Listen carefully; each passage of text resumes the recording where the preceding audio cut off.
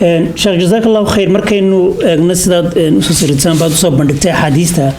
waxay astaan buuxda u tahay in aan garan karro aan baynu fahmi karro sababta kuu qaaday inaad qorto aadaab lisaan marka intaasoo dhan aynu eegno xadiiska ugu daray nabiga sallam leeyahay kufa calayka haada carabkan ka ilaali wax aanan mudnayn amba aan ku habboonayn marka loo eego dee inta kale adiga kugu xiriirsan amba laga yaabo inay noqoto wax markaa haddii marka aan dib ugu intaynaan soo gabagabayn barnaamijka waxaan jeclaan lahaa su-aal kaloo muhiim inaan weydiiyo sheekh jizaan oo ah su-aasha oranaysa haddii sida gudan carabkii uga waranay iyo sababta kitaabkan kugu qaaday inaad samayso bal waxaad yarehe gudaha ugu dhacdaa mawaadiicda uu kitaabkan ka kooban yahay adigii soo koobay دكتور كيلو سؤال أي ودي آدي أبان ومها سيها آدي أبان وفرحسن هاي وسؤال آدي مهم لقى فائدة سنة إن شاء الله تعالى مواضيع الكتاب كان كهلا هيو وحاول تضام موضوع وي تضام موضوع مهم وي موضوع وجوه هي وحاول حنكوي وحنا كسر فلا حنكو عرب كسر فلا الغيبة وحلي الغيبة عرب اللي يقول هذا حنكا وحنا النبي كل شيء عليه الصلاة والسلام ذكر أخاك بما يكره qofka walaalka wuxuu kaasanayo ku sheegtid ayaa qiimo leeyahay muslim iyo bukhari xadiiska soo wariyay ayaa kitaabka ku qoray nabi maxamed bin abu hurayra ka soo wariyay dhikru akhaka bima yakrah nabi oo lagu sheegay alayhi salatu wasalam hatta haduu qofku uu tan lug la yahay aatiraahid waa lug la yahay asagiyo lug la ama se illa ayaa tiraahid sidiina ah يعني حقيقة أو كحسنها تاينا هالشيء يعني وحنو حبة نقولنسا مركب واحد بناموي مركب قيبض وحوي قفك وحبة لهذا قفك وكسويها لقشة بهتان وحال هذا قفك وحونا أهين لقشة بهتان وحوي بين ومشى افتراء بالي عربي اللي مركب قيبض أنا وحول نقانا قفك ولا سكحن تو مارتي لكن قفك أستجي شيء صفاتي له هداك شيء حتى حنبي نقولنسا دوس الدوني لقشة وحكوا كم إذا قيبت الله وحوي النميمة ذكر صدر دروه نميمة وحوي نقل الكلام بين الناس كلام الناس بعضهم إلى بعض على جهة الإفساد بينهم ذاتك أظهر بين فساد سد إن ذاتك كل حردي هم الواسطات آتنا هدوي النبي عليه الصلاة والسلام لا يدخل الجنة نمام رسول كايري سنة ما قالوا ذاك إنك صد الدرة نمام حديث البخاري مسلم أياك تابع كسو كغري وحاك صد هذا وحوي أنا سوق قابين هيا الكذب بينتوي بينت وحوي حرام ويعرف كيف يفشل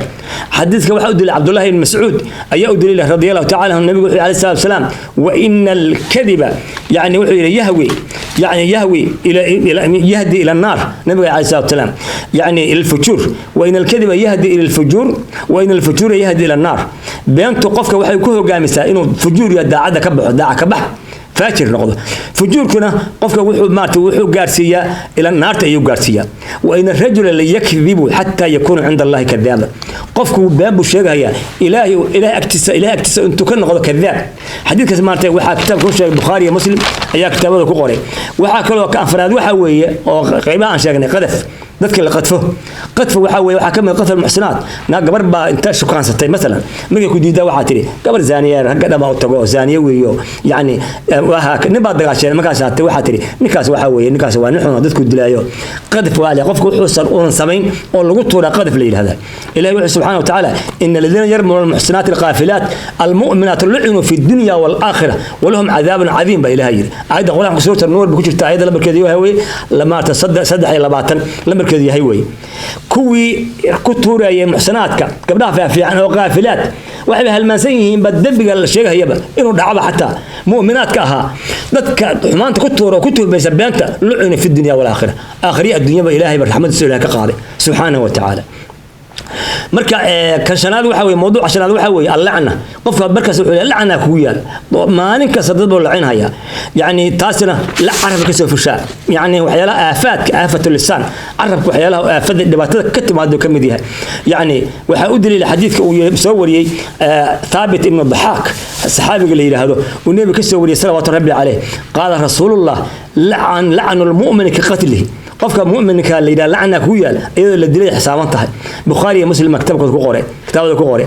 idan yani la'nada ma banaana in dadka la'na ku yaal qaybta lixaad waxa weeye fuxsh lisan marka wal badaa marka kasta qofku carabkiisa xunba mar alla marka aragtid waxaan ka hadli mahay يعني وهو يعني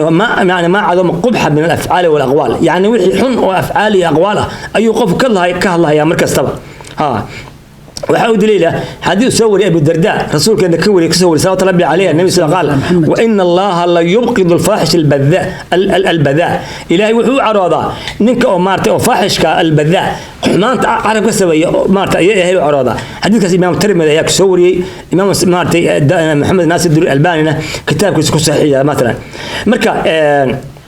waxaa ugu dambeeya marka su'aalihii la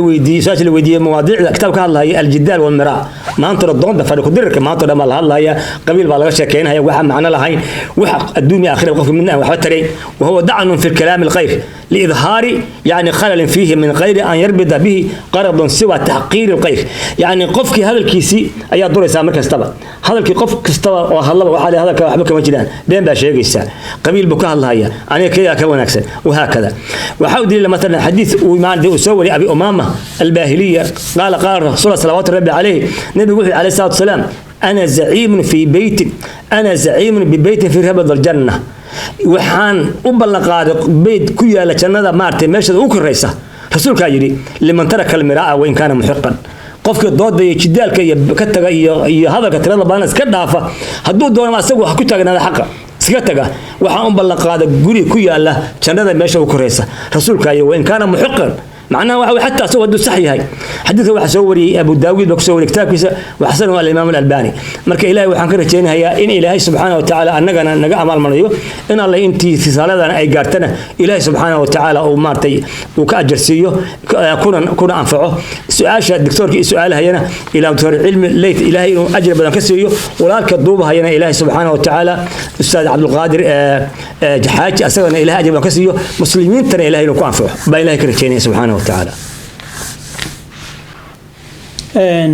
وسوى نكسن دكتور محمود شيخ علي الجيزان إنك استدركتي وسيرنتي أديات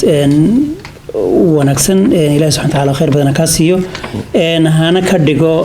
هانا نقدق إنه نقرنو إنه سيداس إنه تبتع قادنو ومركا إنه سيدا الدنيا آخر بكو بدنا مركا الشيخ وحانو سؤال شو ضم بسان كدقينا إمك كتبت وان دابعني قار بدنا وكمية إلا صدح كتاب مهمة أي صواب حولو سفينة النجاة يساقو إنتن كبدان دور بقولو بيجا ونقون دون إن شاء الله تعالى كوسو صعودة وخد كينو وجرة كتبت وان دابعني كوكلنا ويسوسو عن طريق سوهيان محاد وقدر دار من أم محاد كورن لهيد أم باد كل رجال لهيد ذاتك طالب العلم أم بدنا إن يقون تهيرك جاران جارهان تنسل النمط الله حرد ولا دون كي آخر ضوي مدن يناني كلا بحسنين هذا أنا بلدت كني دين تدبرتان وإله دبرتان وحق ربي جيودا غفر إلى الله إني لكم منه نذير مبين إني حق ربي جو عرانو أي نقطة كلية كوبت بالد وانا الدنيا آخرها محاد وقدر دار مسام بعد كصاف حريسام فردكم ونكسيني قلبتها إنه قبلنا يسيد بوقتنا ودوسو كرسين لاين جزاك الله خير سؤال دكتور سؤالي سؤال آدي مهم أوي آدي بي ماركتي يفرح قل نساء مركو الرسالة قفكو طالب علم كسول من هاي أنا قد هذا هي أو شيئا هي مارت الدكتور كان ماشى أفردي أي طالب العلم وحول العلم من المهد إلى اللحد يعني أنت يرتهي إلى ما أنت أكد من يسوي علمك طالب علم مركز توقفويا مركا أنت مثلا علمي رياضي طالب العلم أياتها مركا الحمد لله رب العالمين وحن كل دار ما هي ولا له طلاب العلم أو نفط إذا كم تهاي إن مارتي أنا لقى عاجز علمي النافع الله أخرسته إن لو كفته من مثلا ولو بهي قف إنه شهادة يقاطه أو كلا أو كأنفعه أو مدة كأنفعه هذني أنا الله المامين علمي شرعي أو مارتي ما أنت قيامها أنا قلنا لو يدينها مركي لا حد يقرر أنا لقاه للي من ربك ومن دينك وما نبيك للي هي إن أو سؤالها هذا كل عنه عن خطرك الصغرنا هاي وعلى ربع دينتي أن كوب فهم لين شرعت أن كوب فهم لهاي إن أن برناه أو ومهم سنتقف سوء كذا مركي نبرته سوء كذا قف نبرته يسير كلام الرب وفهم لها إنه برته مارت التفسير حديث النبي عليه الصلاة والسلام إنه علم نحوها برته وكنت سلا عشر كسر برته وحين كسر تدا أسقى صبره يأسقى مارك التابيه سوء بسده يأسقى العلماء كل جسم لها مارت رياض سده يأسقى وقت وبرنها يا الصبره هذه وحن كلو كبر لها إن شاء الله ولا لها مسلمات مال الجوجان يعني قفك سيدنا أنا كلو بريرة إنه مارت وسمايه inuu wax sameeyo u bareera in